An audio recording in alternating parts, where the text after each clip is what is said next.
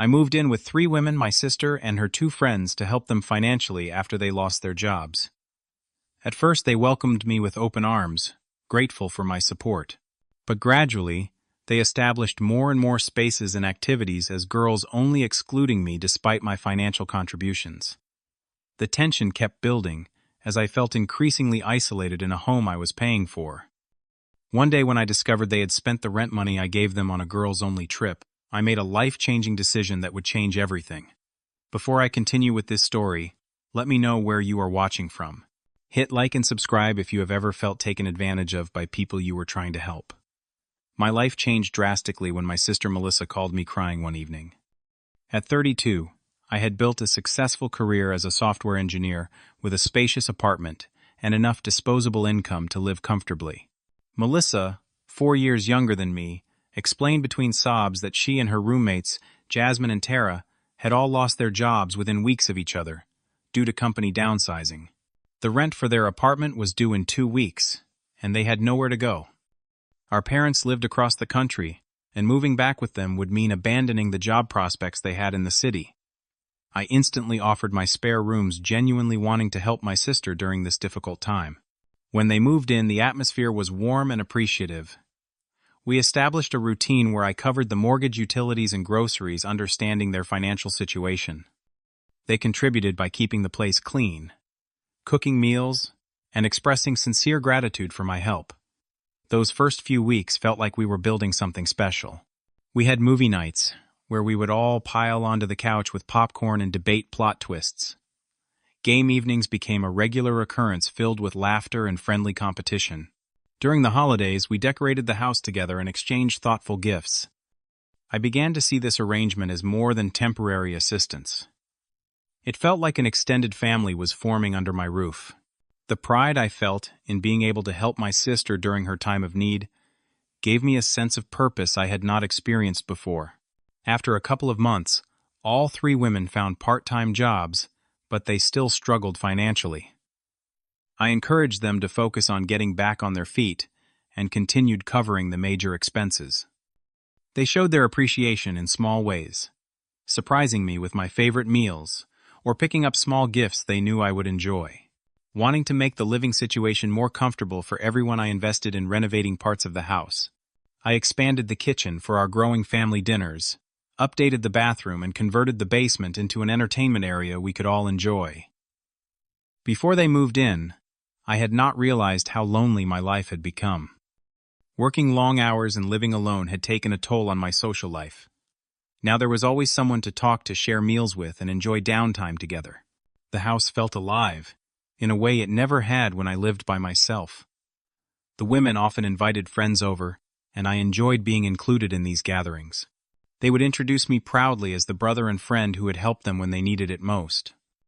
I felt valued and included, offering career advice when asked and helping with job applications and interview preparation. Our first Thanksgiving together stands out in my memory. We cooked a feast together, each person contributing a special dish.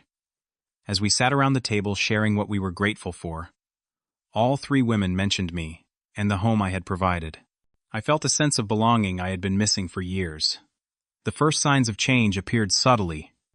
Melissa mentioned they were planning a girls' night on Friday. I thought nothing of it, understanding they needed their space and time together. I made plans to visit a friend that evening, happy they were enjoying themselves. But girls' nights soon became more frequent, happening 2 or 3 times a week, without much communication. I would arrive home to find the living room declared a girls-only space, forcing me to retreat to my bedroom even though I was tired after a long day at work. One evening I came home to discover they had completely reorganized the kitchen without consulting me. My favorite coffee mug was now stored on a high shelf I could barely reach, and the snacks I enjoyed were moved to make room for their preferred foods in the most accessible cabinets. The bathroom schedule gradually changed too. Somehow, the prime morning and evening hours became reserved for them, leaving me to rush through my routine during inconvenient times. I overheard them complaining about my male habits, like occasionally leaving the toilet seat up, even though I made a conscious effort to be considerate. Weekend brunches in the kitchen I had paid to renovate became another girls-only tradition. They would spend hours chatting and laughing while I made myself scarce, feeling increasingly like an intruder in my own home. When I tried to discuss these feelings of exclusion with Melissa, she dismissed my concerns. "You are being too sensitive, Clayton. We just need our girl time. You would not understand." Her response stung, making me feel like my feelings were invalid. Decision-making about the household gradually excluded me too. The three women would consult each other about furniture arrangements, decorative changes, and even what groceries to buy, bypassing my input entirely. Several times I returned home to find my belongings moved without permission to make space for their things. The tension grew palpable when I invited my friend Thomas over to watch a football game. The women made their discomfort obvious, treating him coldly, and making passive-aggressive comments about male energy disrupting their space. Thomas noticed and made an excuse to leave early, embarrassing me deeply. I discovered they had created a girls-only movie subscription using my account and payment information without asking. When I mentioned it, they acted as if I was being petty for bringing it up, even though I was paying for all their streaming services and cable. Most hurtful was watching Melissa become increasingly distant. My sister, who I had been close with throughout our lives now, consistently sided with her roommates over me. She began treating me more like an unwelcome landlord than her brother, who had opened his home to her. As the holidays approached again, I noticed my input was no longer welcome in the planning. Despite financing the celebrations, I was told the decorations menu and guest list were already decided in one of their girls-only planning sessions. When I suggested inviting some of my friends, my idea was quickly shot down. I began to feel like a wallet, with legs valued only for my financial contributions, while being excluded from the home life I had helped create. The situation reached a new level when I came home early one day to find my home office space had been converted into a girls' meditation room without my knowledge or permission. They had moved my desk into the corner, rearranged my computer setup, and added meditation cushions, crystals, and incense burners throughout the space. When I expressed my frustration, the argument that followed became heated. All three women insisted they needed the space more than I did, since I could work in my bedroom instead. The fact that I regularly worked from home and needed a dedicated office space seemed irrelevant to them. After that incident, our interactions changed dramatically. They began speaking differently when I entered rooms, switching to whispers or changing topics entirely. I could feel eyes on my back as I moved through my own house, like I was an unwanted visitor rather than the homeowner. The financial exploitation became more blatant too.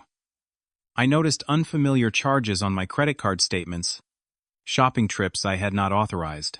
When confronted, they claimed these were household necessities, though the designer clothes and expensive skincare products told a different story.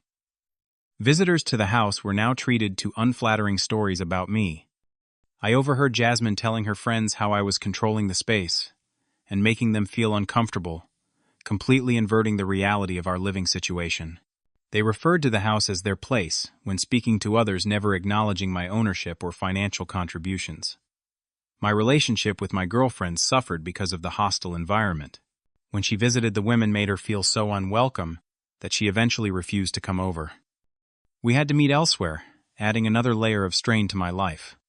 One evening, I accidentally opened mail addressed to Melissa and discovered they were planning a vacation to Cancun.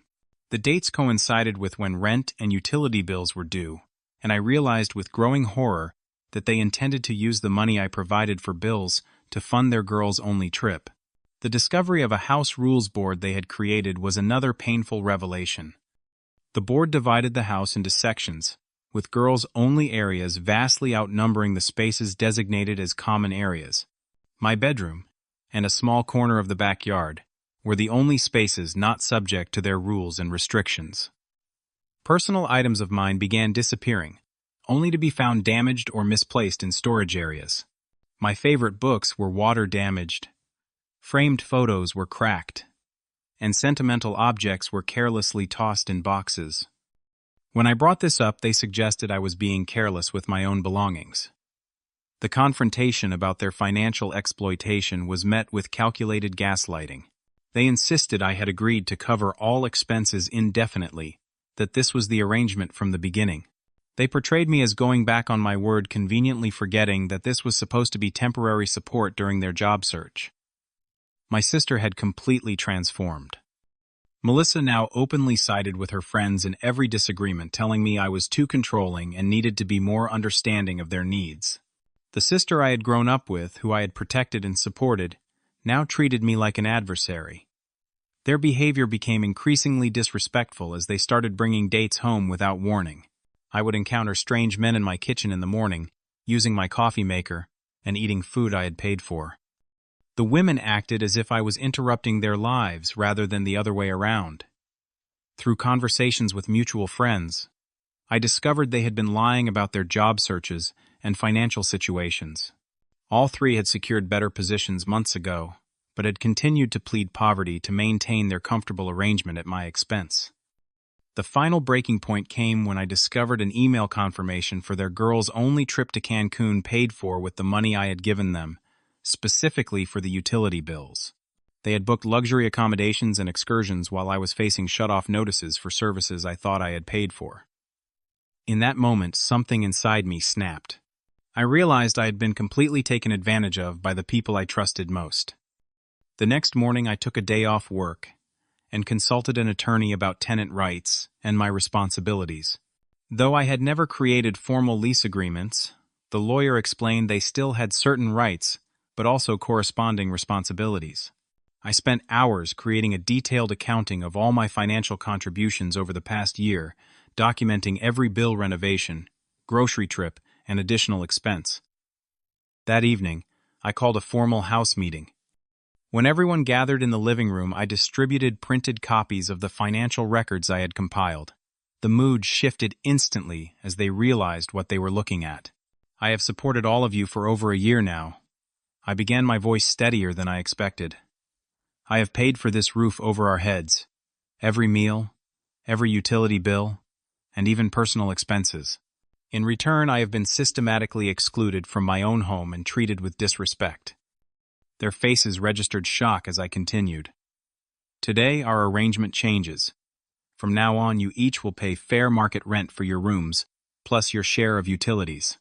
If this does not work for you, you have 30 days to find other accommodations. The outrage was immediate.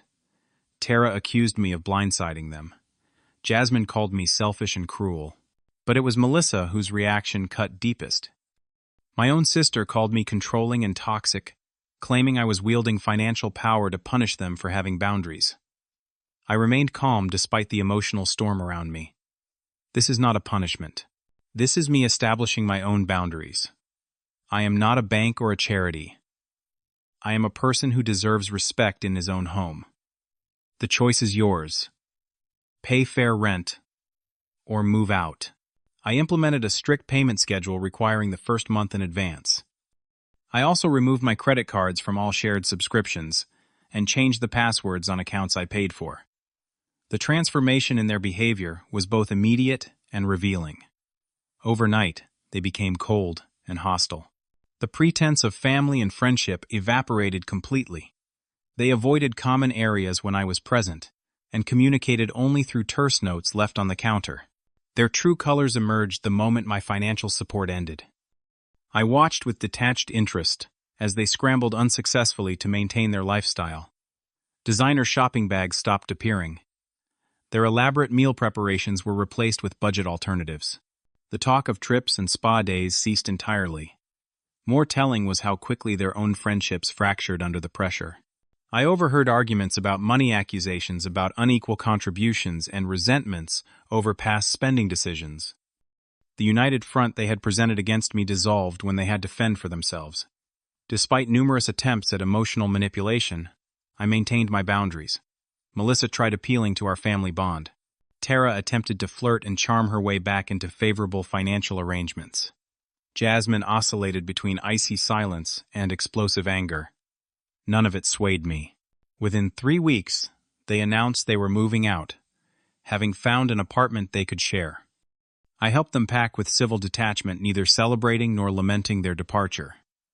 When they left, the house felt emptier but somehow lighter, as if a weight had been lifted. After they moved out, I discovered additional damage they had caused. Stains hidden under rugs, holes in walls concealed behind pictures, broken fixtures temporarily repaired. The physical repairs would take time, but I knew the emotional ones would take even longer.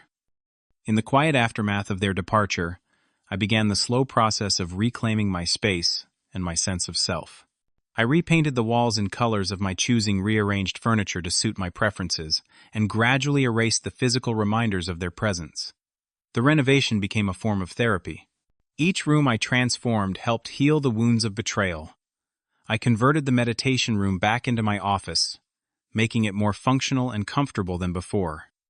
The kitchen returned to being a space where I enjoyed cooking for myself and occasional guests who genuinely appreciated my hospitality.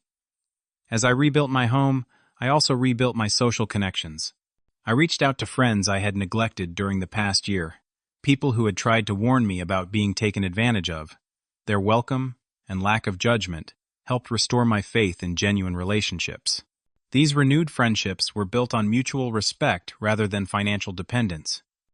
We took turns hosting dinners, split checks at restaurants, and supported each other in ways that felt balanced and healthy. The contrast with my previous living situation could not have been more stark.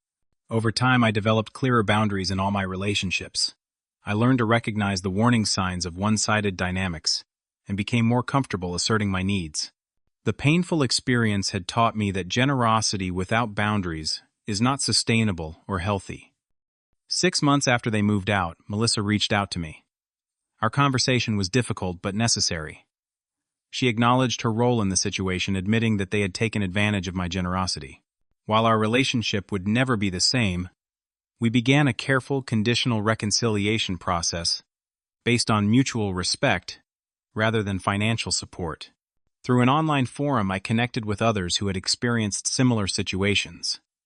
Hearing their stories helped me realize I was not alone. Eventually, I started a small support group where we could share experiences and strategies for building healthier relationships. Helping others navigate similar challenges became an unexpected source of healing for me. The financial lessons were just as valuable as the emotional ones. I learned the difference between enabling and helping, between generosity and being taken advantage of. I became more thoughtful about how I shared my resources, ensuring that my support empowered others rather than creating unhealthy dependencies. Dating again was initially challenging. The experience had left me wary of letting others into my space. But eventually I met someone who demonstrated the same respect for boundaries that I had learned to value. Our relationship developed slowly with clear communication and mutual consideration that felt refreshingly healthy. My perspective on generosity shifted fundamentally. I still enjoyed helping others, but now I did so with clearer expectations and better communication. I learned that accountability does not diminish kindness, it simply makes it more sustainable. The personal growth in assertiveness and self-respect transformed other areas of my life too. At work, I became more effective at advocating for myself and setting boundaries with colleagues. My newfound confidence led to a promotion and healthier work relationships. My house gradually transformed into a genuinely welcoming space for visitors of all genders. Friends commented on the peaceful energy and comfortable atmosphere. The days of exclusionary girls-only spaces were gone, replaced by an environment where everyone was treated with equal respect and consideration. Looking back on the experience now, I realize how much I have grown. I learned to value myself and require respect from others. I discovered that true connections cannot be bought with financial support or sacrificing my own needs. Most importantly, I learned that standing up for myself does not make me selfish, it makes me whole. The hardest lesson was understanding that relationships built on financial dependence rather than mutual respect are fundamentally unstable. When the money stopped, the masks fell away, revealing the true nature of our connection. It was painful but necessary to see people as they truly were rather than as I wished them to be. Have you ever had to set boundaries with people who were taking advantage of your generosity? Comment below with your experiences and how you handled the situation. If this story resonated with you, please hit the like button and subscribe to hear more stories about navigating difficult relationships. Share this video with someone who might need to hear that standing up for themselves is not just okay, it is essential. Thank you for listening to my journey. And remember, true connections are built on respect, not just what you can provide for others.